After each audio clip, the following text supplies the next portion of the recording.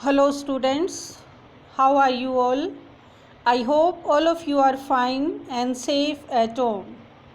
Today we are going to discuss your English chapter, that is The Canterville Ghost. The Canterville Ghost, written by the well-known English author Oscar Wilde, is a humorous story about a ghost trying to get the attention of an American family living in his castle. Yes, students, in this lesson, a ghost tries to frighten the new occupants. Occupants means residents, the persons who are coming there for living, of Canterville Chase. Chase here, a large British house. Does he succeed? Now, do you know how do the ghosts look like? And do you believe in ghosts? Now let's read this lesson and find out, does the ghost succeed in trying to frighten them? When Mr. Hiram B. Otis, the American minister, a trained religious leader, bought Canterville Chase, he bought that building, he bought that British house. Everyone told him he was doing a very foolish thing. Everyone told him don't to buy that building. There was no doubt that the place was haunted. Haunted, believed to be visited by ghosts. He believed that the place was a haunted place. There ghosts visited there. Lord Canterville himself had felt in his duty to mention the fact to Mr. Otis before he bought the house. Even Lord Canterville himself had felt that it's mentioned that fact that Mr. Otis before he bought the house. Mr. Otis, however, laughed at his warnings and bought the house. He doesn't care about his warnings. A few weeks later, he and his wife, their son Washington, their daughter Virginia, and their twin boys moved to Canterville Chase. In this way, how many characters are there? Mr. Otis and his wife, their son Washington, their daughter Virginia, and their twin boys. When they arrived at the house, an old woman was standing on the steps to meet them. This was Mrs. Omni. Now one another character is here, Mrs. Omni, the housekeeper, who had worked in the house for Lord and Lady Canterville. Welcome to Canterville Chase, she said, and took them through the house to the library where tea was waiting for them. That housekeeper took them to the library. After they had taken off their coats and hats, they sat down while Mrs. Omni poured the tea. Suddenly, Mrs. Otis caught sight of a dull red stain. Suddenly, Mrs. Otis saw that there was a dirty mark on something that is difficult to remove on the floor just by the fireplace. That was just near the fireplace. I am afraid something has been spilt there, Mrs. Omni, she said.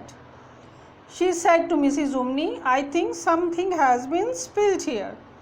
Yes, ma'am, replied the old housekeeper in a low voice. Blood has been spilled on that spot. She told her that blood has been spilled there. How awful, cried Mrs. Otis. I don't care at all for blood stains in a sitting room. It must be removed at once. She said, it must be removed. The old woman smiled and answered in the same low, mysterious, strange voice. It is the blood of Lady Eleanor of Canterville, who was murdered on the very spot by her own husband. She said that she was murdered. It is the blood of the lady of that Canterville, and she was murdered. Sir Simon of Canterville in 1575. Sir Simon disappeared 9 years later and his body has never been found. ghost still haunts the chase. The bloodstain has been admired by visitors to the house and it cannot be removed. She is saying that the bloodstain has been praised. That's why it cannot be removed. That is all nonsense, cried Washington Otis. Pink curtain stain remover and perfect cleaner will clean up very quickly.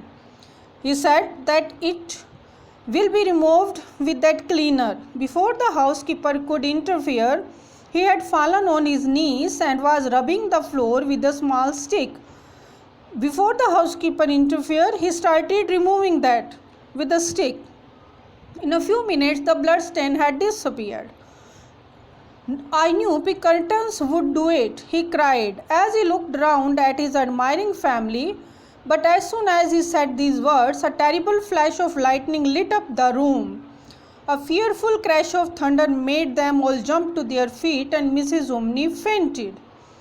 And at that time, as he removed that blood stain, at the same time, that terrible flash of lightning, as that lightning want to even haunt them. In a few minutes, however, she was able to sit up and she fainted. There was no doubt that she was very unhappy, and she warned Mr. Otis that trouble could come to the house. She wants to warn them that trouble would come to that house. I have seen things with my own eyes, sir, she said, things that would make you here stand on end with fright. Now she is saying that I have seen things with my own eyes, sir. Even your hair would stand with fear. Many nights I have not been able to sleep for the awful things that are done here. She was saying that she was even not able to sleep for that fearful things. Mr. and Mrs. Otis, however, told her that they were not afraid of ghosts, and she at last went slowly out to her own room. The storm blew fiercely all that night. The next morning, when they came down to breakfast, they found the terrible stain of blood once again on the floor. I don't think it can be the fault of the perfect cleaner, said Washington. I have tried it with everything. It must be the ghost. He rubbed out the stain a second time, but the second morning it appeared again. It was there again on the third morning. Though the library had been locked up all night by Mr. Otis himself and the key taken upstairs, the whole family was now quite interested. That night they all went to bed at 11 o'clock, and by 11:30 all the lights were out. Sometimes later Mr. Otis was awakened by a curious noise in the corridor outside his room. Corridor, we all know that a long narrow passage, even in a building with doors that open into the rooms on the either side, that is corridor. It sounded like the rattle of metal and seemed to be coming nearer every moment. He got up at once, struck a match and looked at that time.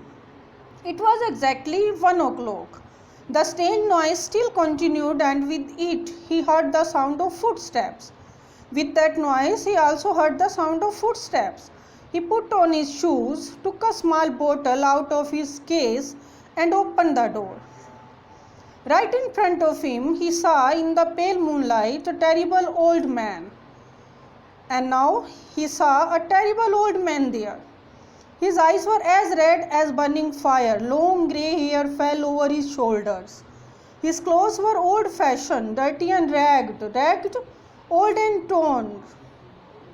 Heavy chains hung from his wrists and ankles. Chains were also there. My dear sir, said Mr. Otis, I really must insist on your putting some oil on those chains. I have brought you a small bottle of Tammany Rising Sun Oil.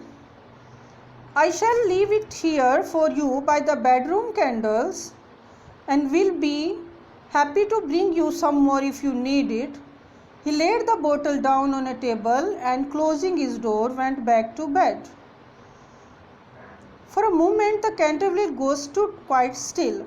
Then he threw the bottle upon the polished floor and ran down the corridor, making low groaning noises and glowing green